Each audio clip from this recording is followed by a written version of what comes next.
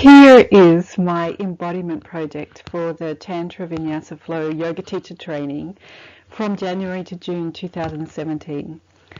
And basically what happened with this project was we took photos on the very first intensive of the course and on the last intensive of the course, so that we could see over those 7 months of the intensive weekends, the weekly yoga sessions with the teacher, and also the weekly sessions with the second teacher, what had changed and what our bodies had learned.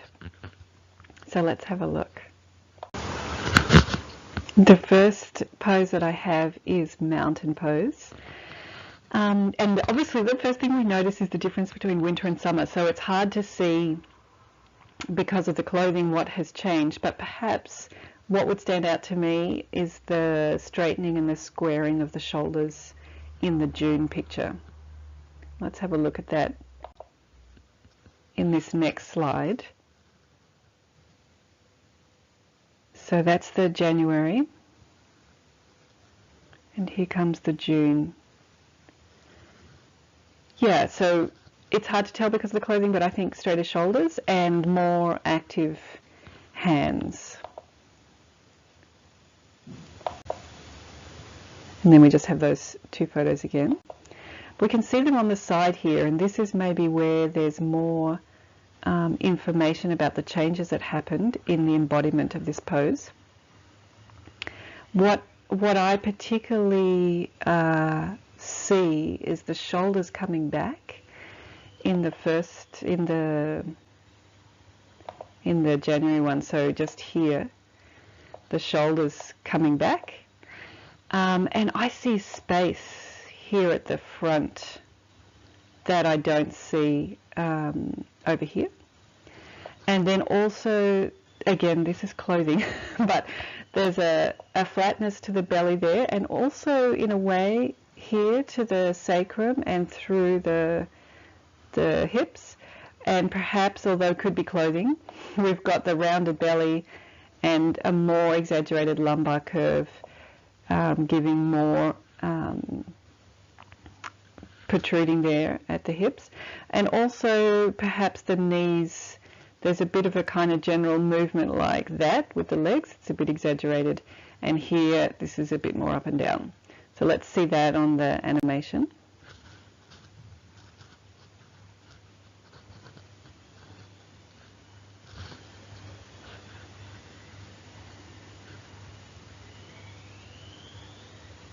What is really nice about putting these animations together is this distance, the head going backwards. So I don't know whether I can get the pen to draw a line here, but there's the nose from the second and the nose from the first. And for me personally, one of the things that I worked with the teacher a lot was the kyphosis, so the shoulders rounding at the upper back and naturally then the head coming forward. So it's really nice to see that the nose going so far back in that photo, and we can see here the active hands as well, and in some ways, you know, more bent knees. So it's quite an active standing pose, not just a you know, turn up and relax without awareness pose.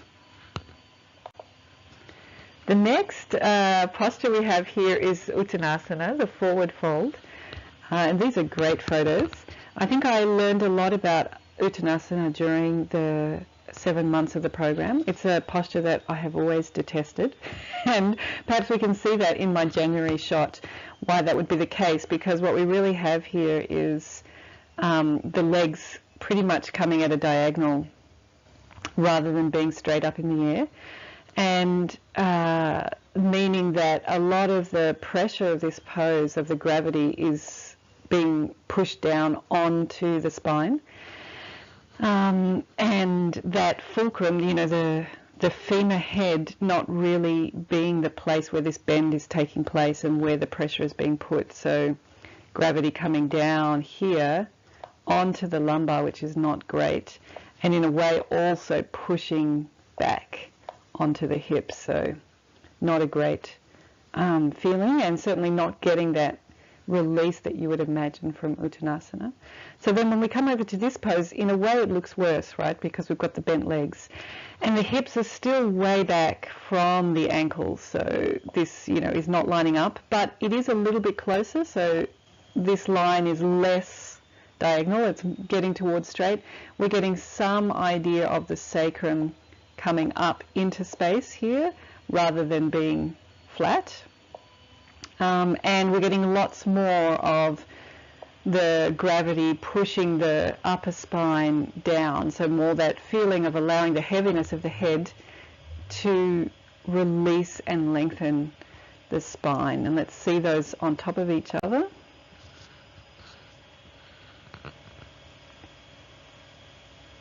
That's the original.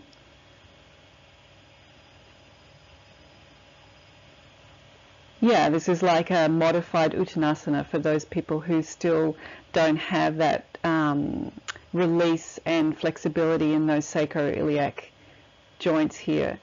Sorry, you can't see that because of the pen, but who don't have that flexibility there. This is like a modified version to get some sense of elongation through the upper spine.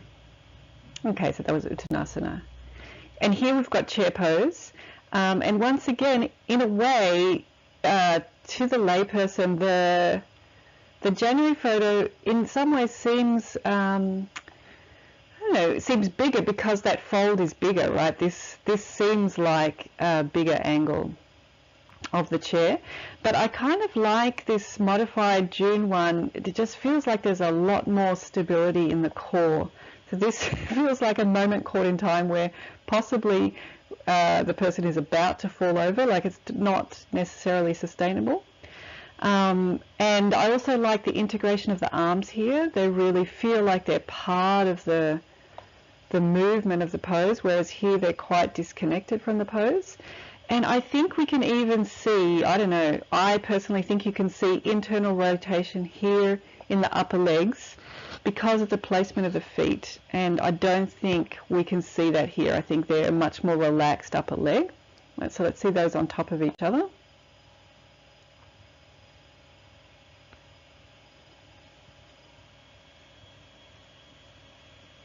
There's something a little precarious about that pink one, the first one. And this second one looks like a pose that could be held for a period of time, so just got more strength and stability. Seeing those side by side again. Okay, plank pose. There's lots of things going on here. I think one of the things that's interesting to note is the angle of the ankles. And of course we've got sort of elbows bent and coming out away from the body. And it's hard to see exactly what's going on here just because of the clothing. Whereas in the June shot, we've got much more the up and down. And these also nearly going up straight. And I think there's space here. I kind of like this space. It'd be good to see more, but I think they're, again, hard to tell because of the clothing, but I think the shoulders in the June have come back away from the head and the neck. Let's see those on top of each other. Maybe it's an easier way to see. So I think perhaps there the shoulders are quite hunched up to the neck, possibly.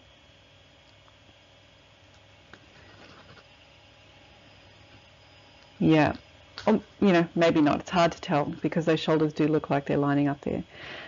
Certainly the legs, as well as they've come over, you can see that the legs were straighter too. So let's see those again separately. Yeah, so just more strength through that whole front of the body, back of the body, whereas here a little bit more bend in the knees. Okay, now we've got Warrior One. The most noticeable thing that stands out for me here, just beginning to look at it, is the arm position, obviously. That was very far forward on the first weekend, and also this is a very soft angle through the knee, whereas we've got quite a nice strong angle there. And another thing that I think you can see from the clothing is a tightness here in this hip that's causing quite a twist for the torso, Whereas here there's much more freedom in the front of that hip, allowing the torso to twist, not to need to twist so much, just allowing it to extend through because of the release here in the psoas. But let's have a look with those two on top of each other.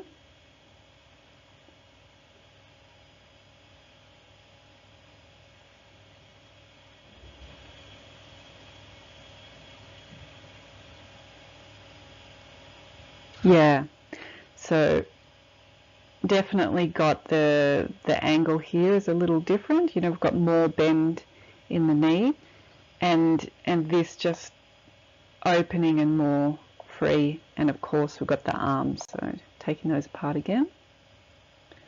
You know, I also see, but again it's, you know, winter, summer, but I see more space here, which is wonderful. Here's Warrior 2. With everybody's favourite back arm just not being part of the awareness. And also see here like a bit of front head, forward head. And once again, just not real definition here around the angle of the knee. Yeah, you know, hard core, but I think also perhaps a little of the pelvis needing to compensate here, where the pelvis being more straight by June. So let's have a look at those on top of each other.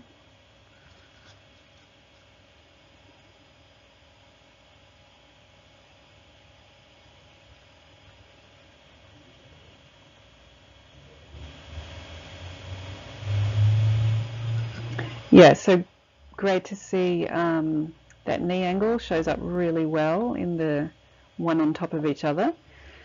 And the arms, of course, but look at the difference in the head. So that forward head, again, that's really gratifying work to see the head going back on top of the spine.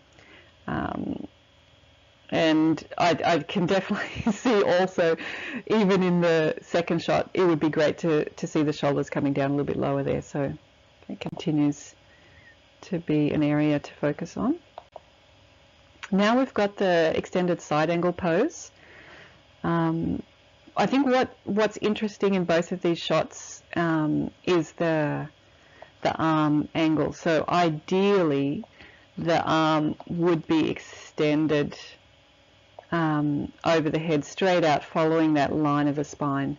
But that's something that with the postural kyphosis, the body just really wasn't in a position to do that yet. We'll continue to work on that. You know, things that stand out is there's probably a much wider stance here on the second, and a nice clear angle on the knee. So let's see these two on top of each other.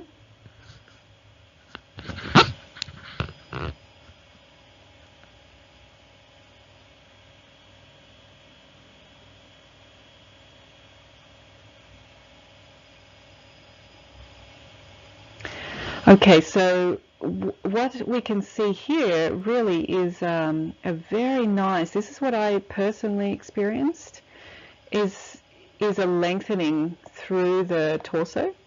And we can see that in the difference between, there's the end of the first head, there's the end of the second head. So it's funny which photos show which effects of the body, but I think in a way what this shows the most is that lengthening of the side body and the opening of the abdominal space, you know, which is a side angle stretch, so that's good. And here we have that, actually I think these photos are the wrong way around, but anyway, here we have the other side of that. And you know, once again, what I really see in this first one is instability. And I think perhaps this photo is blurry because perhaps the moment this photo was taken, the body moved. So I see much more stability in the second. We're still lacking that arm coming out on top of the body. And of course, we could have done put the elbows here on the knee and had the elbows here. So we could have done the pose like that. Let's see when these come one on top of each other.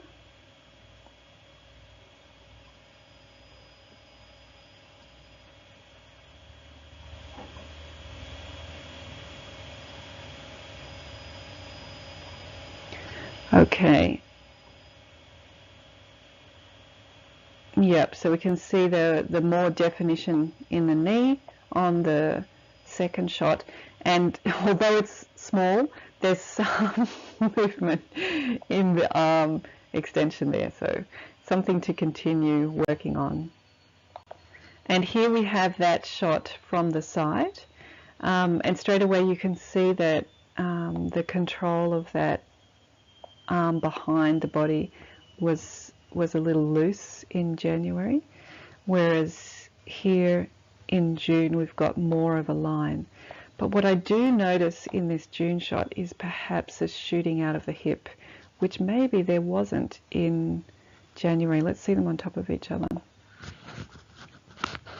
Yeah, so that's kind of a nice line, the head and the hips there coming to the same width, whereas here perhaps some shooting out of the hip.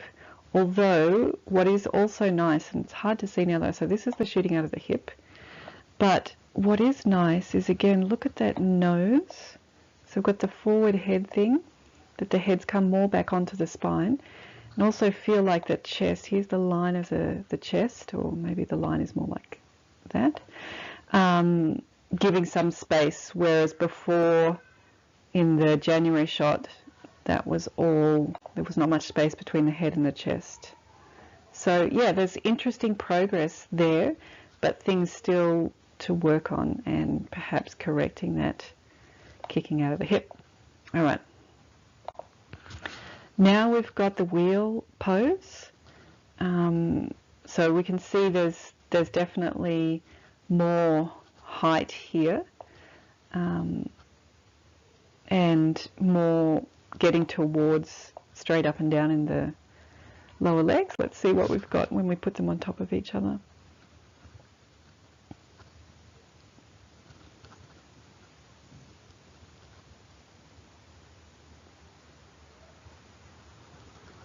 So that hip height difference is quite significant there, going one hip, the other hip, and you know, getting this towards opening up slowly but surely, whereas this is all in one line. So just beginning to get the sense of more opening up in the June experience. There's those two again. You know, it's hard to tell because of the clothing. I think there's also a shoulder. Shoulders have moved back down away from the neck. So there's the chin there. And we can't see my chin here, but feels like that distance between shoulders and chin is greater. Okay, downward dog. Again, another long-term detested yoga pose. But here we can see a few things. I think we've got a longer stance, and for me, again, you know, clothing is always there, but there's a lot more integration of the shoulder with the upper body. So it's feeling like that's contributing to the pose. And, you know, is there more space? Are the shoulders further away from the neck than they are here? Hard to see with the clothing. Let's put those on top of each other.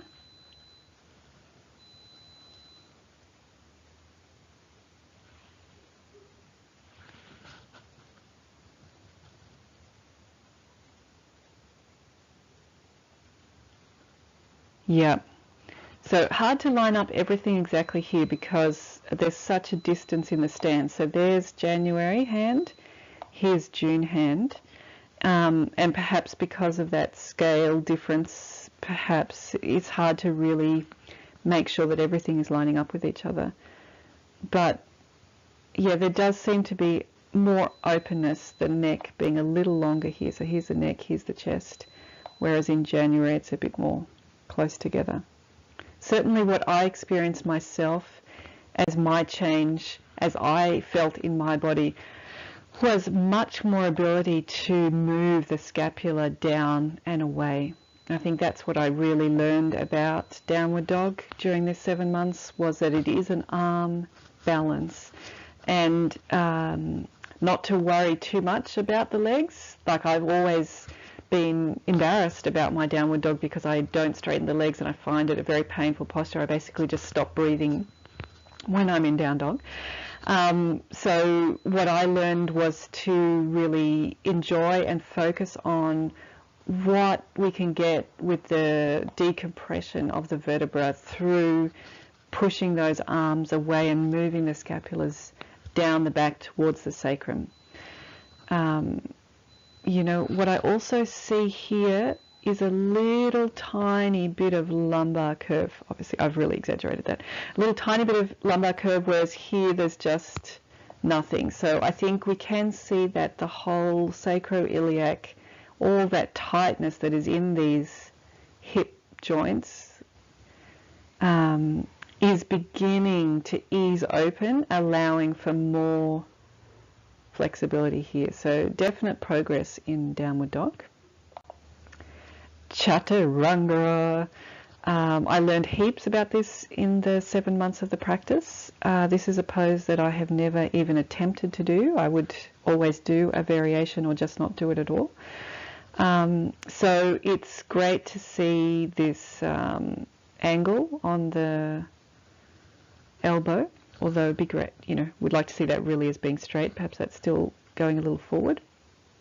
And nice to see this, you know, coming low to the ground, but maintaining the body off the ground there. So for me, this is a definite, there was huge changes here, even though my pose will still not grace the cover of Yoga Journal, but learned a lot about the Chaturanga through the process. Yeah, I wonder about this chin.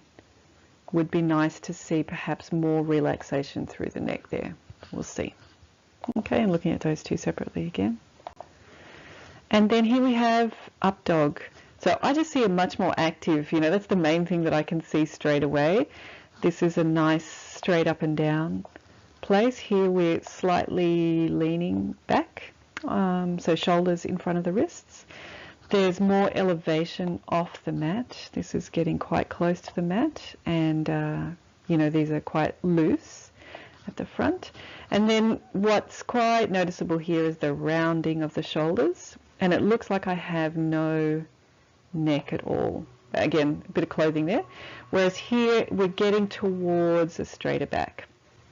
And there's also not as much collapsing in the lumbar. I don't want to draw over it, but I'm talking about that space there. Can you see here how there's more collapsing there? So possibly more pressure into this compressed lumbar here, whereas now with a bit more core stability, the lumbar is being supported.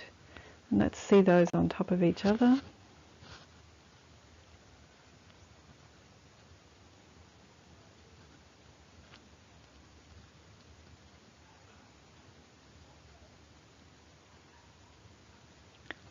So there you go.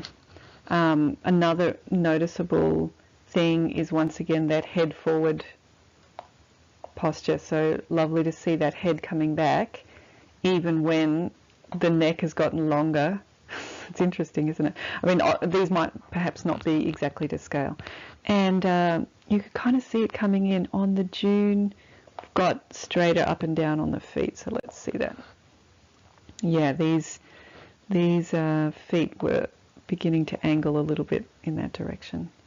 So yeah, this seems very collapsed here to me, no strength, and collapsed here. Okay, so that brings us to the end of this look through the yoga poses. So let's just end by some reflection on my personal somatic experience and also what we saw in the photos here. I think the main thing, or the first thing that I noticed in my experience of this 7-month project was more length through the torso. So there's a lot of the side angle poses and the like Trikonasana and all of those extended or revolved side angle poses that, yeah, I just felt that that was really opening up through the torso. And personally, I put that down to the iliacus beginning to be activated out from behind the back of the pelvis. So that was something that I could notice straight away and was borne out by some of the photos. The photos also showed quite well the forward head correction. So as I mentioned in the slideshow, that was something we specifically worked on, and I'm really pleased that that came out so much in the photos. It's something that has a huge effect on so many things, posture and stress on the bones of the body and energetic embodiment, all those kind of things. So great to see the forward head beginning to come back. I experienced opening of the psoas, and we talked about that with some of the slides. We could see that the pelvis could open without needing to twist, so that's great.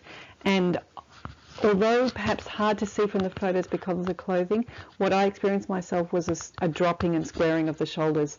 I've always been one of those people where the bra strap is constantly slipping off the shoulders because they're sloping, which I guess means that that internal rotation of the humerus and the rounding of the back is just not providing a level surface.